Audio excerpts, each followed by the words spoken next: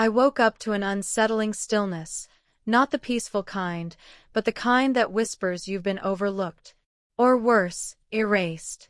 No sounds drifted in from the kitchen. No aroma of freshly brewed coffee or cinnamon pastries. Just the pale morning light seeping through half-closed blinds in a house that felt abandoned. I reached for my phone. No notifications. No texts. Not even one from her. She always sent something. "Merry Christmas, babe. Come down. Hurry." Some little sign of life. But today, nothing. I wandered into the living room and instantly noticed something off. The stockings had vanished from the mantel. The neatly stacked presents beneath the tree, all gone. Even my coat was no longer hanging by the front door. It felt like I'd been scrubbed out of the scene. Like I never belonged to it in the first place. At exactly 6:41 a.m., I dialed her number. She answered too fast. "We thought you left in the van with your cousins," she said, as if it made perfect sense. Her voice lacked hesitation, no guilt, no confusion. Just an artificial kind of shock. I didn't argue. Didn't bother asking how not a single person noticed I wasn't in any of the 4 vans carrying 17 people to the cabin. I let the silence stretch between us like a wire, then quietly hung up. 2 hours passed. Then a message came through, not to me, but about me. Her sister sent a screenshot by accident, meant for my wife. It was from a family group chat. "He's really not here. Our plan worked. Our plan." I read that line again. And again. 5 times, maybe more. I stared at those words until they lost their shape, until the sharp sting turned into something colder, something harder. I didn't reply right away. I let the weight of the moment settle. 15 minutes later, I sent one short message. "Merry Christmas." That was it.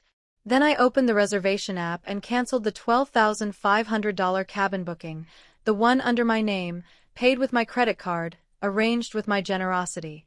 That was the first step. I met Claire a decade ago. Back then, she was warmth at a time when I was sinking. Her family pulled me in, or so it seemed. Over the years, it all became routine. Family birthdays, weekend potlucks, baby showers. I pitched in whenever they needed me. I helped her brother out of a financial hole. I found her father a private medical expert when his health took a turn. I babysat her niece while her sister was falling apart. I gave them everything I could. I treated them like my own blood.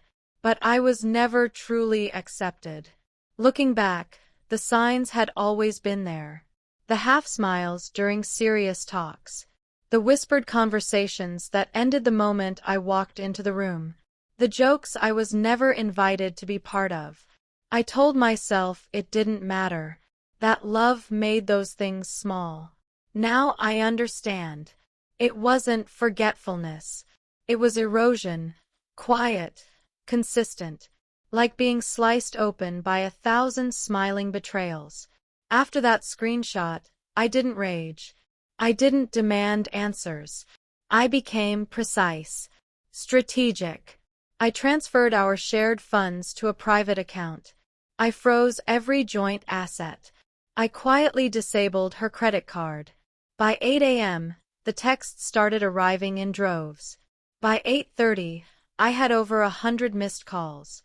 One voicemail simply said, "Emergency." No explanation. No remorse.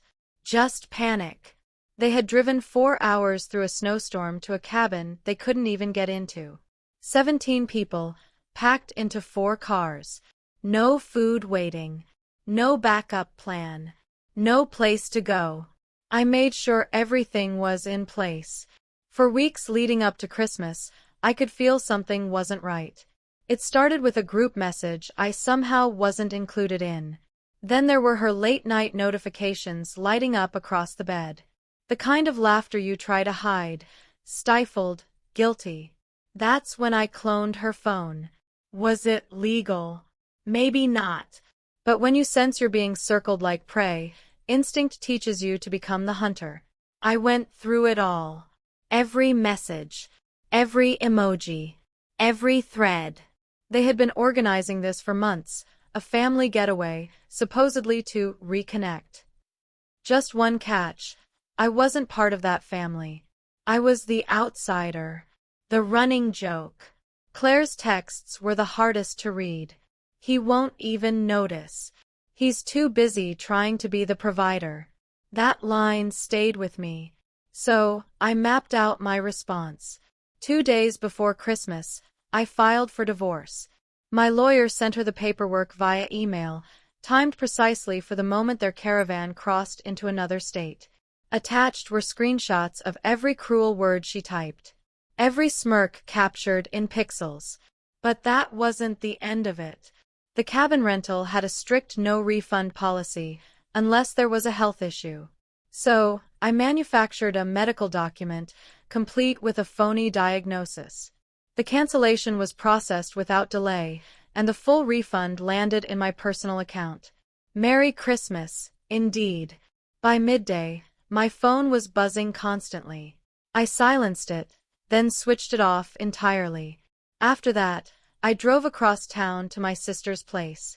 She welcomed me at the door with teary eyes and a steaming mug of cocoa. She had always warned me about them, saw through their charm even when I couldn't. That evening, we sat down for dinner. We exchanged gifts. And for the first time in weeks, I laughed. Really laughed. Meanwhile, they were stranded outside a snow-covered cabin, trying desperately to reach someone who was no longer answering. Someone who had vanished like fog in the morning light. Claire came back 3 days later. Alone. By then, the house had changed. It was spotless. Half the furniture was gone, the half I paid for. She walked through the rooms like someone trespassing. I watched her movements on the security cameras. Didn't even flinch when she screamed. She called again and again. Eventually, she sent a text. You didn't have to do this. It was just a joke. I answered with the final piece of the puzzle. A photo, blown up and framed, of her sister's damning screenshot. Right beneath it, a printed copy of the divorce email, time-stamped at 7:59 a.m., exactly 4 minutes before she left me that emergency voicemail. I placed it in the center of the living room, where the Christmas tree once stood. She never replied. But her attorney did. Now she's trying to challenge the prenup. Claims she was manipulated emotionally. I sent the court a binder filled with their own words. Every plan, every digital betrayal, every thread she hoped I'd never see. The case never made it past the first hearing. She lost before she ever stepped inside the courtroom. Now, the house is mine. Quiet again. But this time, the silence feels like justice. People say revenge is best served cold. I don't agree. Revenge is best served wordless, in a silence loud enough for them to hear their own regrets. Let them shout into the frozen wind, trying to make sense of how the man they dismissed became the architect of their downfall, of their ruined holiday, their drained finances, and their fractured comfort. I don't hold anger anymore. I don't need to. They gave me clarity. And in return, I gave them a gift they'll remember for the rest of their lives.